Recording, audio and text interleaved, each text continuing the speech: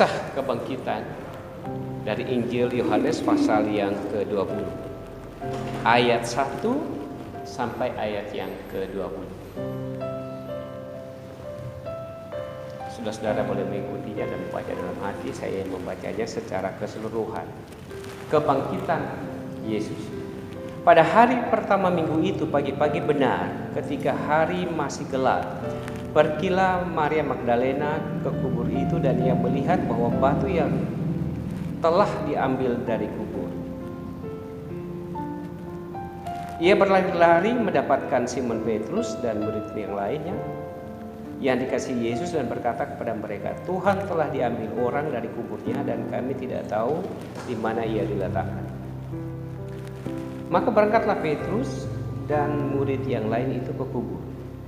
Keduanya berlari bersama-sama, tetapi murid yang lain itu berlari lebih cepat daripada Petrus sehingga lebih dahulu sampai di kubur. Ia menjenguk ke dalam dan melihat kain kafan terletak di tanah. Akan tetapi ia tidak masuk ke dalam.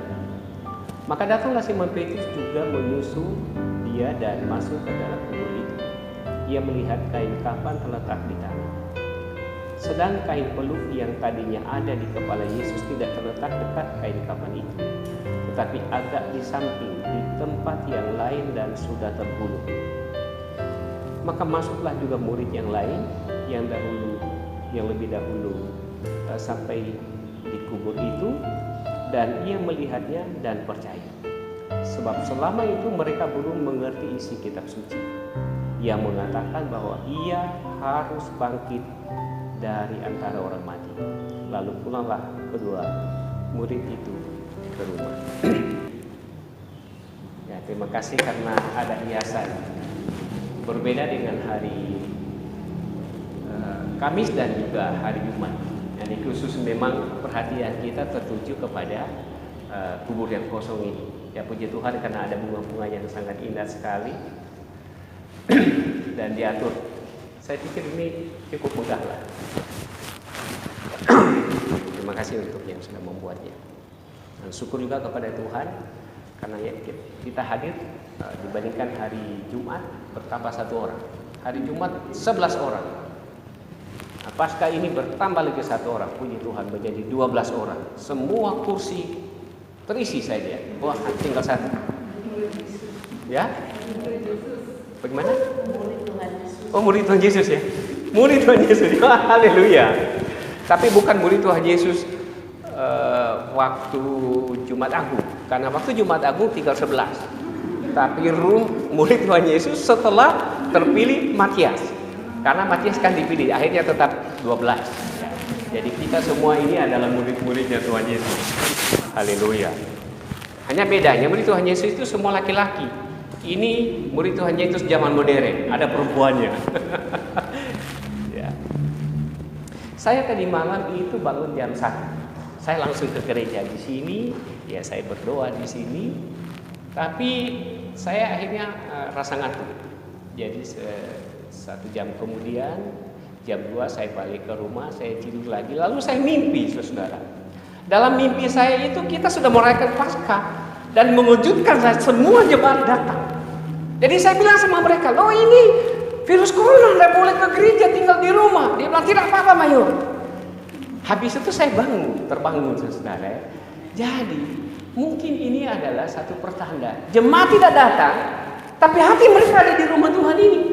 Dan saya mimpikan itu jam 2 itu ya. Saudara-saudara, puji Tuhan. Jadi mereka tetap datang sekarang ini, hati mereka. Jadi mudah-mudahan sekarang juga mereka sedang beribadah di rumah. Saudara-saudara yang dikasihi Tuhan, ada 40 hari Yesus berada di dunia setelah kebangkitan, dan pada akhirnya nanti kita peringati hari kenaikannya ke surga. Jadi 40 hari. Pagi ini yang kita pelajari adalah apa yang terjadi di hari pertama dari 40 hari ini. Persis di hari kebangkitan, itu hari yang pertama. Lalu yang berikut saudara-saudara, hampir semua para ahli sepakat bahwa setelah dihitung ada 10 kali penampakan dalam 40 hari. Jadi hari ini saudara-saudara, kita akan merenungkan penampakan yang pertama dari 10 penampakan itu. Dan juga persis terjadi pada hari ini. Perlu diingat saudara-saudara sekalian bahwa kubur Yesus itu ditutup dengan batu yang besar.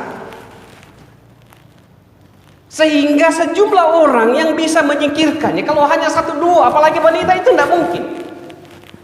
Memang kubur itu sengaja ditutup sedemikian rupa, rasa amannya dengan jalan menutupnya dengan batu yang besar. Lalu yang kedua, saudara-saudara, kubur itu dimeterai. Artinya tidak boleh orang mengganggunya. Tidak boleh menggesernya. Meterai itu hanya bisa digeser oleh orang yang mempunyai kedudukan untuk melakukannya. Dalam hal ini Pilatus sebagai pemimpin pada waktu itu. Dan yang ketiga, saudara-saudara sekalian, kubur itu dijaga oleh tentara-tentara Romawi yang memang dikhususkan menjaga, dan mereka mempertaruhkan nyawa mereka untuk amannya kubur di mana Yesus ada di dalamnya.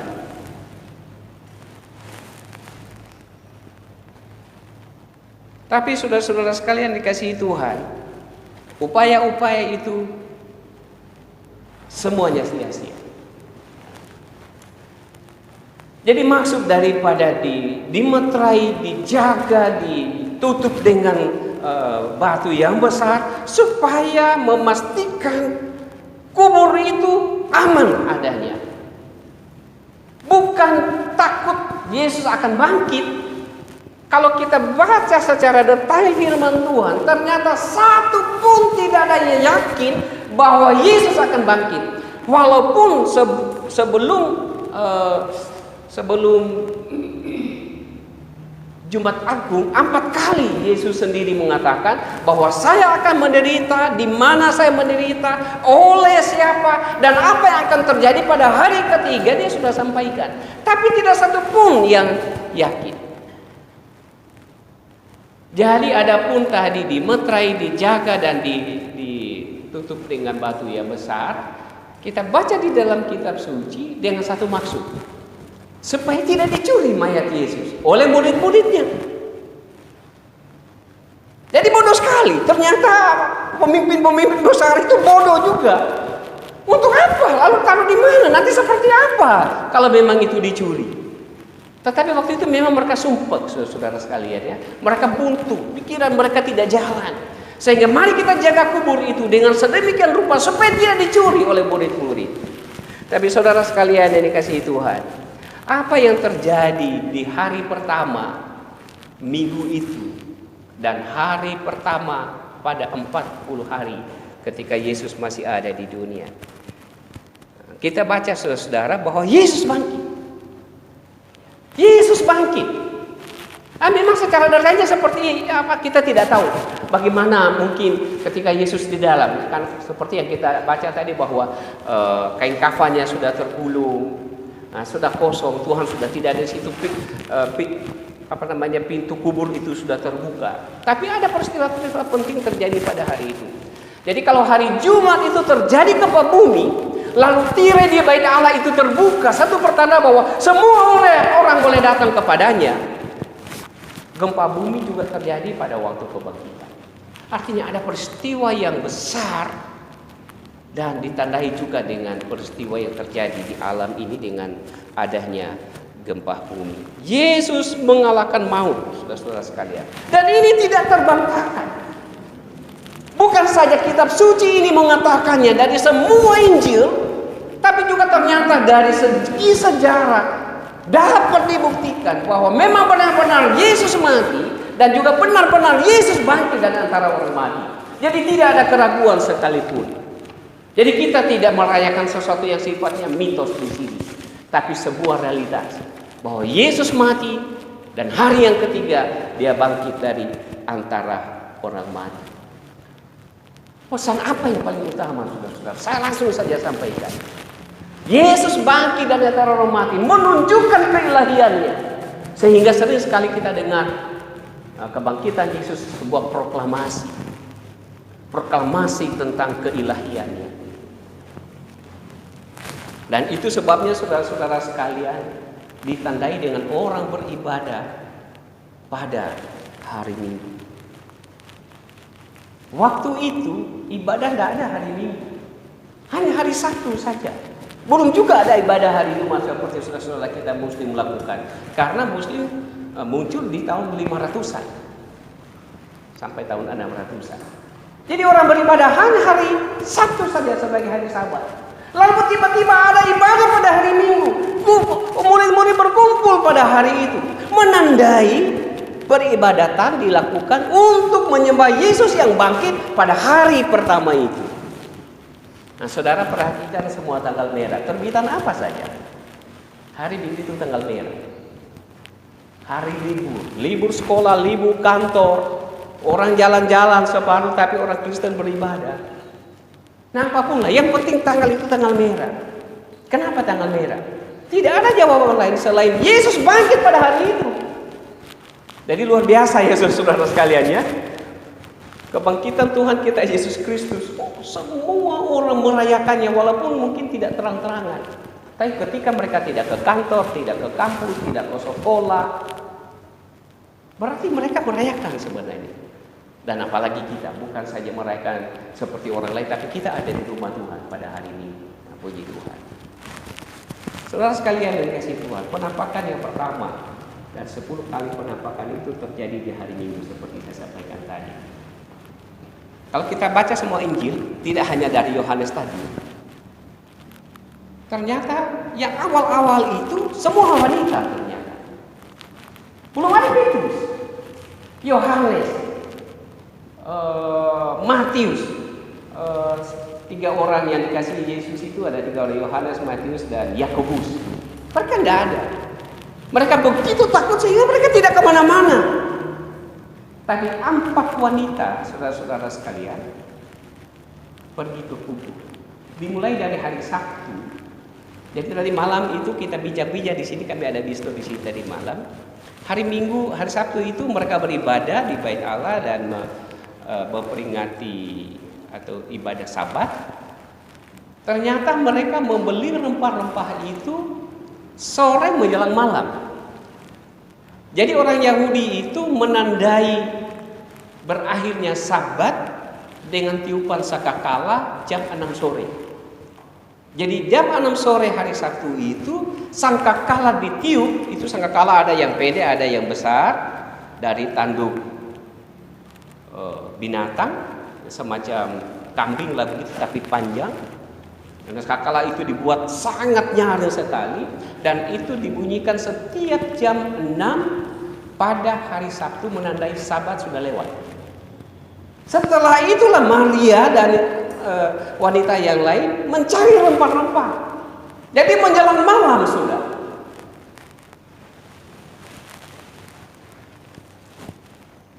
Mereka membeli rempah-rempah saudara-saudara sekalian untuk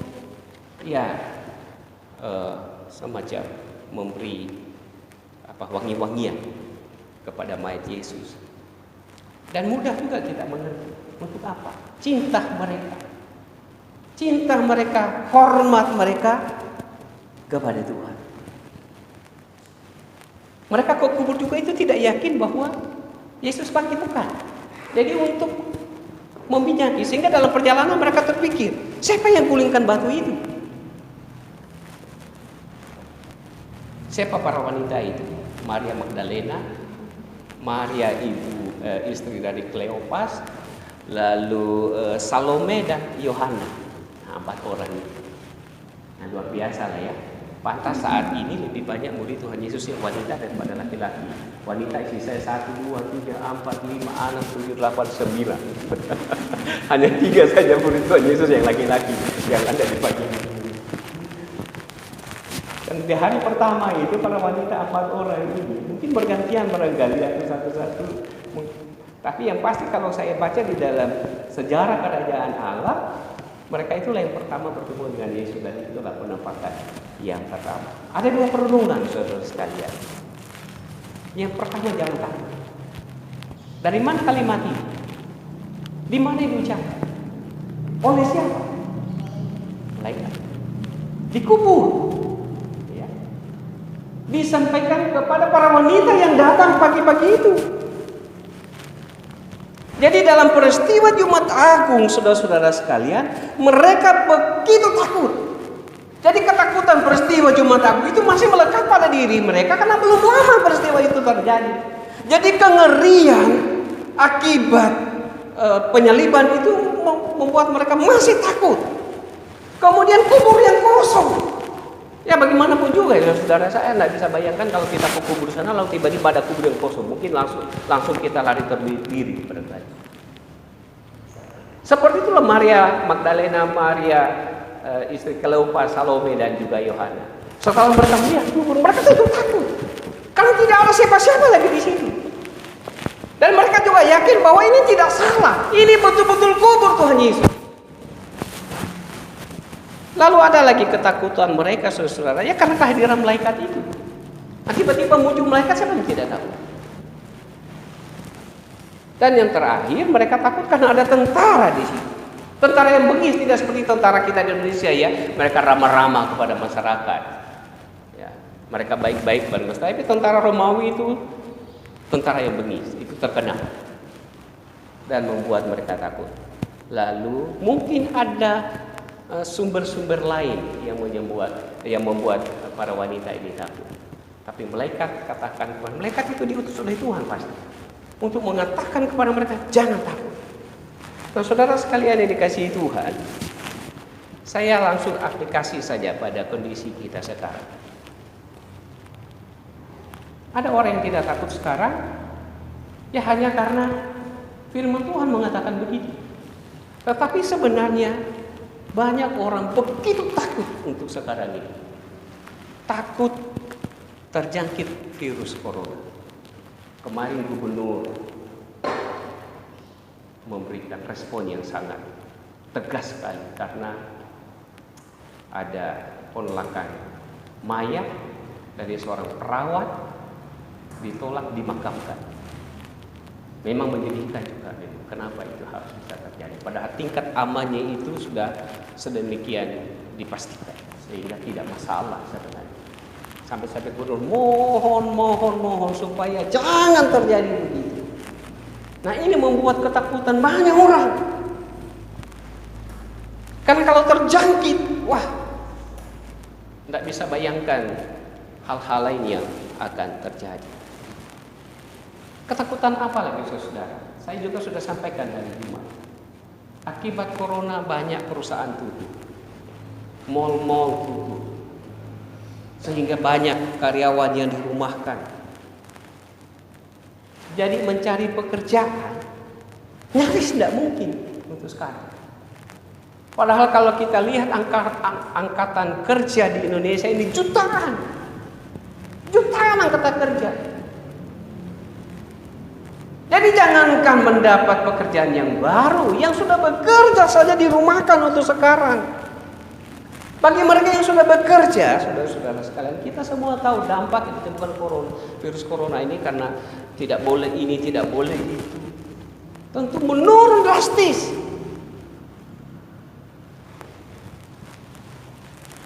Saudara, saya tidak menggampangkan atau meremehkan apa yang terjadi dari hal-hal yang saya sampaikan.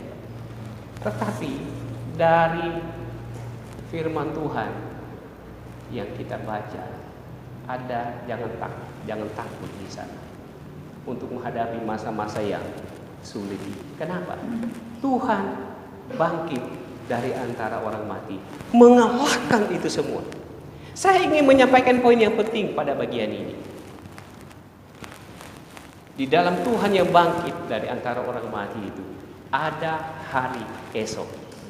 Lagu tadi kita nyanyikan. Karena Yesus bangkit dari orang mati, menunjukkan keilahiannya, maka ada hari esok. Yang kedua, saudara-saudara sekalian, tentang kebangunan rohani. Kalau kita baca di dalam firman Tuhan, dan saya juga sampaikan pada khotbah Jumat, Murid-murid itu semua melarikan diri, semuanya, tidak satu pun. Jadi secara rohani mereka berada pada titik terendah, dingin. Mengharapkan apa lagi secara rohani? Yesus sudah mati. Mereka betul-betul terpuruk, termasuk wanita-wanita yang tadi ke kubur itu. Juga semua orang yang pada waktu Tuhan Yesus mengadakan banyak mujizat, berbondong-bondong orang datang kepadanya, semua terpuruk.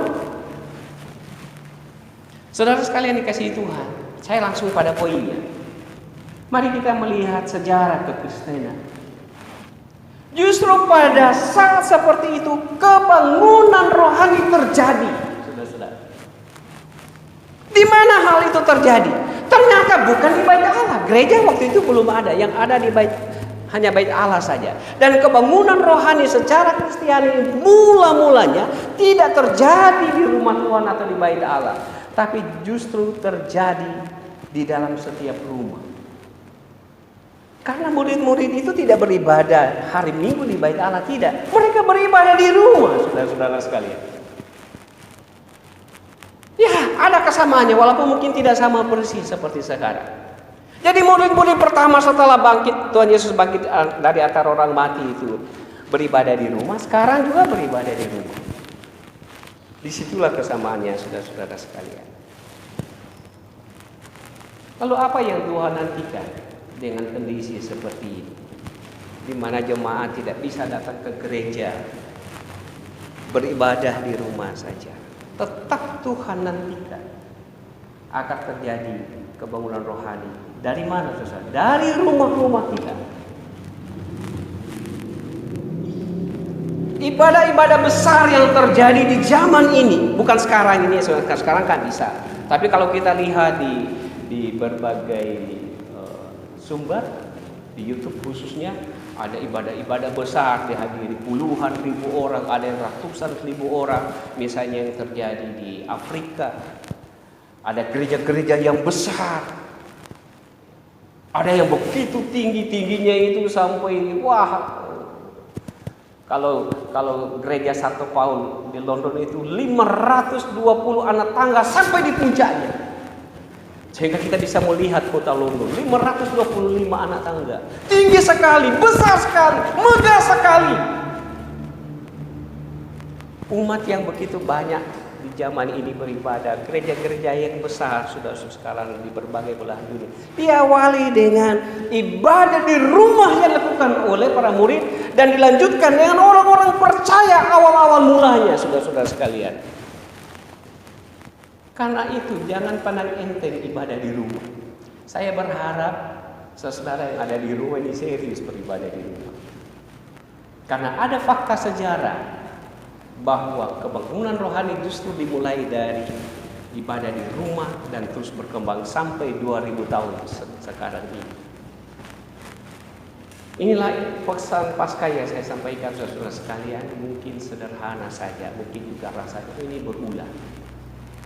Tapi saya ingin sampaikan, Tuhan mengutus malaikat ke kubur, bertemu dengan Maria Magdalena, Maria istri Kleopas, ada Salome juga, ada Yohana juga, dan malaikat akan jangankan. Lalu yang kedua, dalam kondisi seperti ini, di mana di mana pendeta tidak berkhotbah di hadapan jemaat, di mana pastor tidak berkhotbah di hadapan jemaat, di mana gereja tidak bisa kita datangi dalam jumlah yang banyak dan ibadah-ibadah di rumah, tetapi kiranya kebangunan rohani terjadi di setiap rumah kita. Kiranya Tuhan memberkati kita semua. Selamat Paskah kita semua. Tuhan Yesus memberkati. Mari kita berdoa. Terima kasih Tuhan untuk ibadah Paskah yang boleh kami lakukan. Jumlah kami 12 orang saja Tuhan. Karena kondisi yang ada, umat-umat Tuhan tidak bisa datang. Lawat mereka di dalam kasih setia-Mu Tuhan. Berkati mereka Tuhan. Dan terima kasih kami diingatkan dalam kondisi yang sulit seperti ini. Dan kami tidak tahu seperti apa hari-hari ke depan. Engkau hadir melalui firman-Mu untuk mengatakan kepada kami, kami tidak perlu takut. Karena Tuhan yang kami sembah adalah pemilik segala masa, yang mengatur semuanya, mengatur perjalanan hidup kami. Tanamkan itu dalam hati kami masing-masing Tuhan dengan kuasa Roh. Dan terima kasih juga Tuhan, untuk kami diingatkan kami tidak boleh terpuruk, baik secara mental, secara jasmani maupun rohani kami. Kami tetap bersemangat, kami tetap optimis, bahkan kiranya terjadi kebangunan rohani melalui peristiwa Paskah yang kami rayakan pada hari ini. Umat-umat Tuhan di berbagai tempat Tuhan, kami tidak tahu keadaan mereka karena kami tidak bisa datang kepada mereka. Mungkin mereka sedang mengalami masalah-masalah yang sulit, masalah-masalah yang berat. Mungkin mereka sedang sakit, atau apapun keadaan mereka Tuhan. Lawatlah mereka Tuhan, kuatkan mereka Tuhan, teguhkan mereka Tuhan. Bangsa dan negara kami Tuhan sekali kami bawa kepada Tuhan, pemerintah kami, mereka-mereka yang berada di garis depan dalam menangani virus ini, yaitu mereka yang bekerja di rumah sakit, para dokter, para perawat, semua karyawan-karyawati, juga ada hamba-hamba Tuhan di sana. Tuhan protek mereka dengan kuasa. Kiranya mereka tidak terjangkit dengan penyakit itu Tuhan. Walaupun mereka berhadapan langsung dengan pasien yang terkena virus itu Tuhan, tapi dengan kuasa Tuhan mereka dipagari sehingga mereka terhindar dari penyakit itu. Upaya-upaya yang dilakukan Tuhan, Tuhan memberkati. Dan sekali lagi Tuhan, kiranya wabah ini tidak meluas dan cepat berakhir, sehingga kondisi yang ada bisa berubah menjadi lebih baik lagi. Terima kasih Tuhan. Dalam nama Yesus doa ini kami panjatkan. Mari kita semua berdiri, kita menyanyikan lagu berkat, berilah berkat Allah. Berilah berkat-Mu Allahku, dari Sion anugerah-Mu yang jadikan alam semesta. Roh Anak dan Bapa rahmat. Selamat pagi, Tuhan